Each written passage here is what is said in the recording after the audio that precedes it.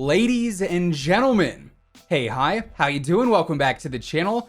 We've seen a lot of weapons sort of phase in and out of the meta over the course of the past few weeks. Safe to say Raven has been doing quite a bit with the weapon tuning recently, and in turn, a lot of new weapons are being used more and more. And today we're breaking down the weapons that are ultimately going to have you in and out of gunfights the fastest. Today we're looking at the top 5 fastest TTK weapons that we currently have in the game and the best setups for them. As always, if you enjoy the video or if you find it helpful, let me know by dropping a like on it. Let's go for 4,500 likes on this one. Really does help out the channel, so I would appreciate it if we could hit that. And of course, if you're new here or if you haven't already subscribed, I am always covering everything going on in COD. News, updates, tips, you name it, it's all right here. So feel free to subscribe. That way you can always stay up to date.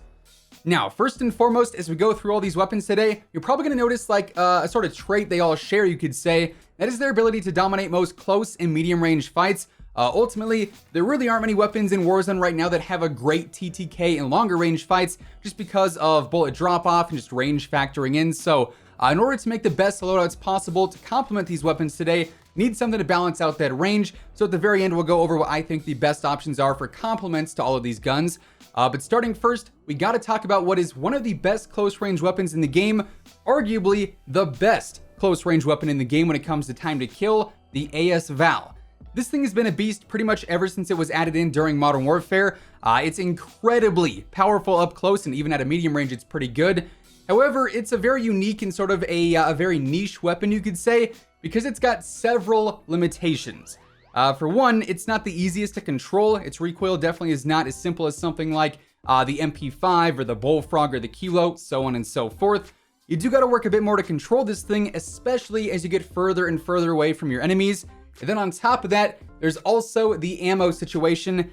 This thing does not have a lot of ammo. The extended mags is 30 rounds max. That's less than some setups have on base weapons. That's about half of what you want on most meta setups. Usually like 50 to 60 rounds is the most optimal because that's going to allow you to engage in any type of scenario, whether it be 1-on-1, 1-on-2, 1-on-3, or even 1-on-4. Then you're not going to have to worry about ammo running out right away.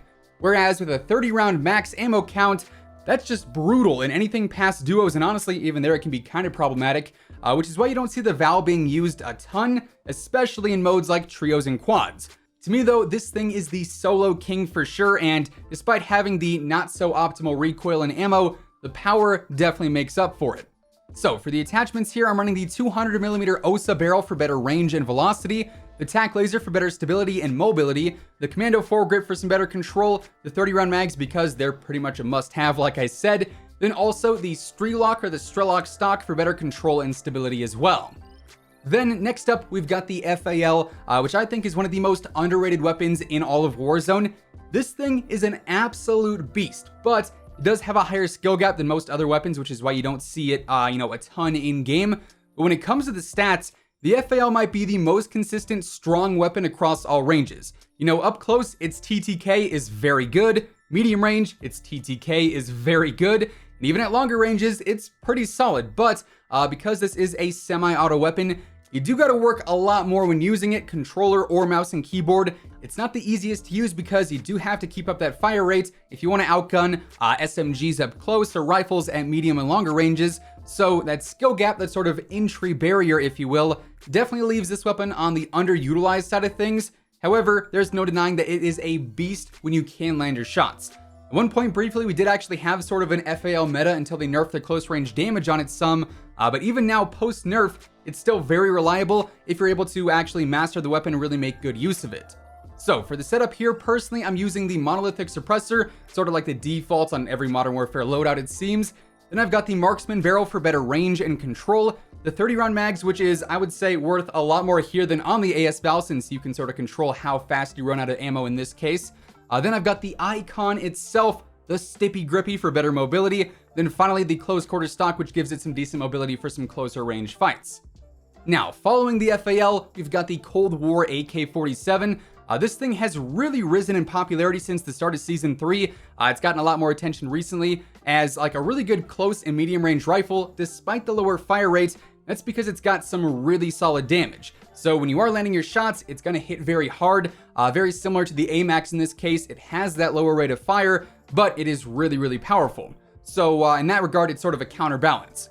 For me though, I'm always torn if I want to use an optic or not on the AK because the iron sights really aren't like super friendly the further you are away from an enemy. It's pretty easy to lose track of a player once you're in a longer gunfight and you got to worry about that control. So sort of up to you. If you're comfortable with the iron sights, definitely rock those. If not, an optic could certainly be viable. So for the setup this time, I've got the Grew suppressor for better control and range, then obviously the suppression factor as well. I've got the RPK barrel for better range and better strafe speed, which is actually a pretty nice bonus to have. I've got the 45 round speed mag, the serpent wrap, and then also the skeletal stock for better mobility. However, if you did want to use an optic, I'd probably swap out the serpent wrap for whichever optic you want to use, whichever one you are the most comfortable with. Then we've got the Ram 7, which personally, I'm a very, very big fan of. The Ram has always been like pretty good, just not the absolute best. Like, I don't ever remember a time where the Ram was super popular, like a top meta weapon, but it was also never just tossed to the side like the SA-87 or the Bison or the ISO, so on and so forth. This thing has just been a very consistent and reliable weapon ever since Warzone dropped, and it just so happens that its TTK in close and medium range fights is actually pretty competitive, and even at some longer ranges, it's also very good.